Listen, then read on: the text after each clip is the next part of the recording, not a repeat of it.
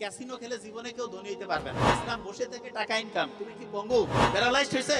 ভিক্ষার থালা নিয়ে মসজিদের সামনে দাঁড়াবা যে আমি জুয়া খেলা বাদ দিচ্ছি, সত্যি কথা সবাই টাকা দিবে, আমি বলে দিব। আচ্ছা, ওই যে ক্যাসিনো খেলার মধ্যে অনেকে, আমি হাত উঠাইতে করছি না, এখানে হাত উঠাইতে হবে না। ক্যাসিনো খেলার মধ্যে অনেকে আছে না, ক্যাসিনোতে, এটা খারাপ জিনিস। শোনেন, একটা জিনিস বলে রাখি, ক্যাসিনো খেলে জীবনে কেউ ধনী হইতে পারবে না। হ্যাঁ, একজন দুইজনকে ওরা ইচ্ছা করে ধনী বানায়, ওকে দেখায় যায় যে ক্যাসিনো খেলে ধনী হয়েছে, তুমিও অবাক, জীবনে হইতে পারবে না, ফকির হয়ে যাবেন। কম্পিউটারে দেখে আপনার মনে করেন পকেটে 20 টাকা আছে, ক্যাসিনোতে চেহারা আপনার দেখতেছে, ওরা ডিসিশন নিল যে চেহারাটা একটু খুশি করে দাও তো, হঠাৎ করে 3000 টাকা জিতে গেছে। এই তো আপনি নাচানাচি শুরু। আপনাকে দেখে আপনার বন্ধু বান্ধব বলছে কি বাবা দোস্ত কি খাবা, আসো সবাই মিলে গল্প করি, হেভি খুশি।